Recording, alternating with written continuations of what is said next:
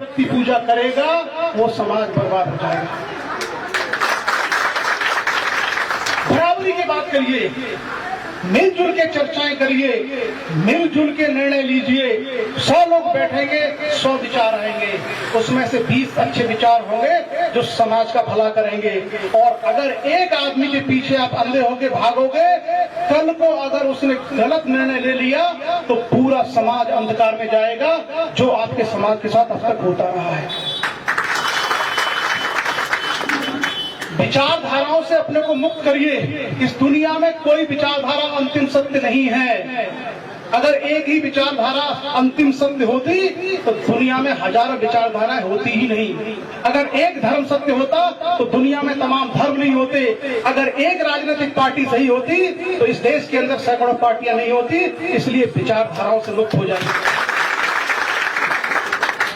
खुद की विचारधाराएं बनाइए। हमारा सामाजिक हित कहाँ है, हमारा आर्थिक हित कहाँ है, हमारा शैक्षिक हित कहाँ है, हमारा सांस्कृतिक हित कहाँ है। और ये हित आप तब समझेंगे जब आपके लोगों के पास बेहतर शिक्षा होगी। आप देखिए उत्तर प्रदेश के अंदर जब नजर उठाते हैं कोई डीएम आरएसपी आपका नहीं है, क्या आपका मन नहीं करता कि सोचो क्यों नहीं है? कोई बड़ा अधिकारी नहीं है। 2 दिन पहले हाईकोर्ट के जजों की लिस्ट आई 28 लोगों की। 50-60 साल से लिस्ट आ रही है, कोई आपका व्यक्ति आज तक हाईकोर्ट का जज बना? तो इसमें मत उलझिए कि प्रधान नहीं बनना, जिला पंचायत नहीं बनना, विधायक नहीं बनना, वो आपकी संख्या है, आप बन जाओगे। यहाँ तमाम प्रधान बैठे हैं, अगर आपकी संख्या ज्यादा होगी तो प्रधान, विधायक, जिला पंचायत आप बन जाओगे। लेकिन इस देश की व्यवस्था केवल यहाँ से नहीं चलती।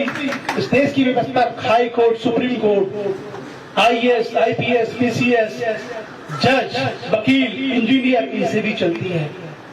बिजनेसमैन कितने हैं आपके? बड़े पत्रकार कितने हैं? कभी टीवी पे आपने अपने समाज के किसी व्यक्ति को चर्चा करते देखा है? नहीं। तो हमारा समाज उलझा हुआ है बेवजह की बातों में। नेताओं का गुणगान कर रहे हैं बिना बात के। क्या मिल जाएगा बताइए? आप रोजाना एक ही नेता की 100 बार तारीफ करिए, क्या मिलेगा आपको? और यही अगर 100 बातें आप 100 बच्चों को समझाओगे तो हो सकता है कोई साइंटिस्ट बन जाए।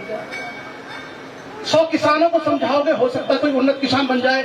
रोजाना पाखंड की बातें, डेली पाखंड की बातें व्हाट्सएप पे चलती हैं, डेली पॉलिटिकल चर्चाएं चलती हैं। आप देखिए, एक चीज याद रखिए, खेल में सिर्फ दर्शक ताली बजाते हैं, खिलाड़ी नहीं।